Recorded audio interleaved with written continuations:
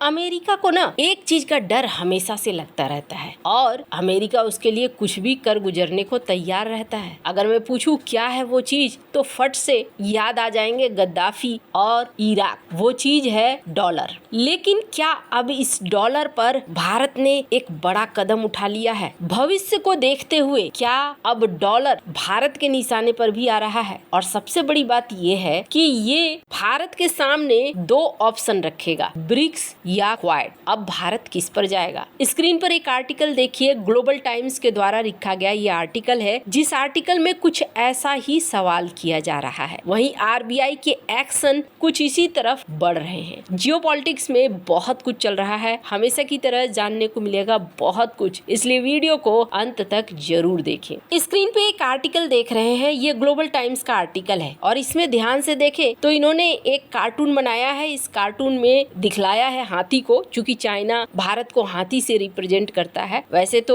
हमारा national animal tiger है, लेकिन चाइना टाइगर न दिखलाकर हाथी दिखलाता है, क्योंकि टाइगर और पांडा अगर दिखलाने लगे साथ में तो टाइगर ज्यादा शक्तिशाली लगेगा, तो ये हाथी दिखलाते हैं। अब इन्होंने ये हाथी दिखलाते हुए लंबा चौड़ा आर्टिकल लिख दिया है, लेकिन इस आर्टिकल में ना इन्होंने कुछ बातें कही है। इन्होंने कहा कि जब पीएम मोदी मिलने गए थे डोनाल्ड ट्रंप से, तो डोनाल्ड ट्रंप ने 4 बातें कही थी और 4 पॉइंट रखे थे भारत के सामने। और ये कह रहे हैं कि फरवरी के महीने में जब मिलने पहुंचे थे तब ये सीन हुआ था। इस आर्टिकल के अनुसार डोनाल्ड ट्रंप ने पहली बात क्या कही थी, ये कह रहे हैं कि पहली बात उन्होंने भारत को ये कहा कि आप हमारे लिए वैसे ही रणनीतिक पार्टनर बन जाओ एशिया पैसिफिक रीजन में, जिस तरीके से जापान है, और इसके लिए आपको अपने पॉकेट से पैसे खर्च करने होंगे, अपने आर्मी के लोगों को लगाना होगा, अपने रिसोर्स वगैरह लगाने होंगे और हमारे साथ तालमेल बिठाकर काम करना होगा चाइना को हैंडल करने के लिए।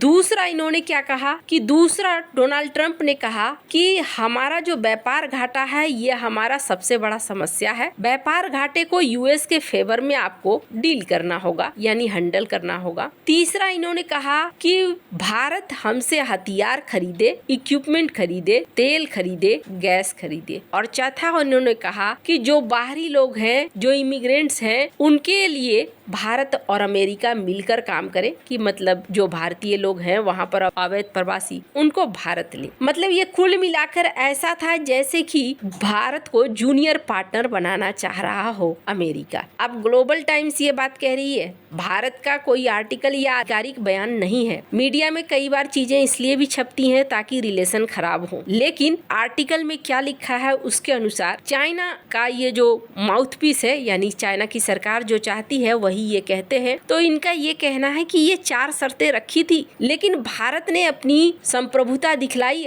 और भारत व्यापार वार्ता में अडिग हो गया कि नहीं जी, हम ये नहीं मानेंगे। अब हम ऑप्शन दे रहे हैं, चाइना और भारत मिलकर दुनिया को बदल सकते हैं। दुनिया मल्टीपोलर बन रही है, बहुत तेजी से बदलाव आ रहा है और इस बदलते दुनिया में हम एक दूसरे के साथ आकर खड़े हो सकते हैं, ये इन्होंने चाइना ने कहा। मैंने पहले भी कई बार कहा है, चाइना जब मीठी मीठी बातें करता है तो चाइना को कुछ चाहिए होता है, और चाइना को क्या चाहिए? चाइना को भारत का बाजार चाहिए। अमेरिका की तरफ से अभी दबाव है। वैसे डोनाल्ड ट्रंप और चाइना के राष्ट्रपति दोनों मिलने वाले हैं। मलेशिया में संभवतः ये मीटिंग हो और उम्मीद की जा रही है कि इस मीटिंग के जो आउटपुट होंगे ढाक के 3 पात होंगे, क्योंकि ये कहानी जो है ना, ये कहानी अब आ गई है वर्चस्व की कहानी। अब दोनों के अंदर इतनी ताकत है, दोनों में से कोई एक ही मैदान में जाएगा, इसलिए उस मीटिंग का भी बहुत ज्यादा असर नहीं होने वाला है। पर इस बीच ये भी देखने को मिल रहा है कि पीएम मोदी किस मीटिंग को अटेंड करेंगे। अभी तक बयान निकल कर नहीं आया है, कोई आधिकारिक बयान।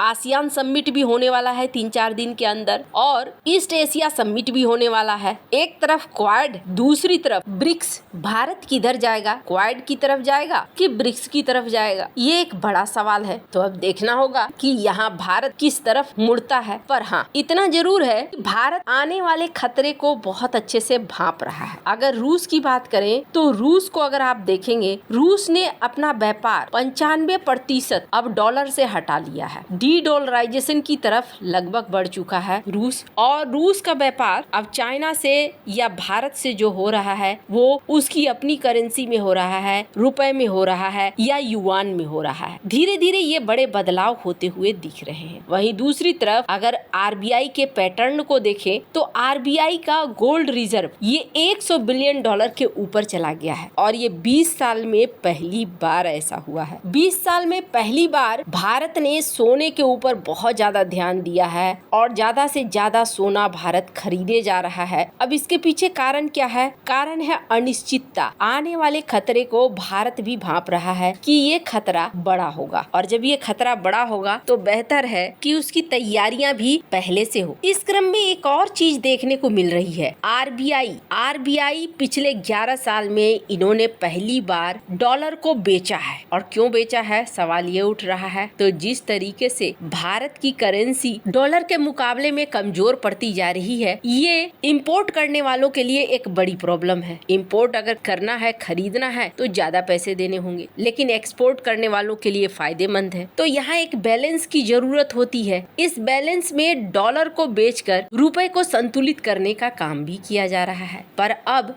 जो बड़ा फैसला है वो भारत ने लिया है। भारत ने जिन देशों के साथ फ्री ट्रेड एग्रीमेंट साइन किया है, कथित तौर पर अब भारत उन देशों के साथ लोकल करेंसी में व्यापार करना चाहता है, रुपए में व्यापार करना चाहता है। और इसके लिए अलग अलग देशों के साथ वोस्ट्रो अकाउंट खोलने की बात चल रही है। कुछ देशों के साथ तो भारत ने वोस्ट्रो अकाउंट खोल भी दिया है और माना जा रहा है कि भारत रुपए को अब दुनिया के लेन देन का बेंचमार्क बनाना चाहता है। आरबीआई फ्री ट्रेड एग्रीमेंट वाले सरकारों को रुपए में लेन देन को आसानी से निपटाने की अनुमति देने पर विचार कर रहा है। इसका मतलब ये है कि व्यापारिक लेन देन डॉलर या किसी दूसरे करेंसी में अब निर्भरता कम होगी, जिससे भारत की इकोनॉमी अपने पैरों पर ज्यादा खड़ा होगी। भारत ठीक वैसे ही कर रहा है जैसे कभी चाइना ने किया था। चाइना ने भी कई देशों के साथ जो फ्री ट्रेड एग्रीमेंट साइन किया, वहाँ युआन में व्यापार करना शुरू कर दिया। न सिर्फ इतना, बल्कि ये आगे बढ़े और इन्होंने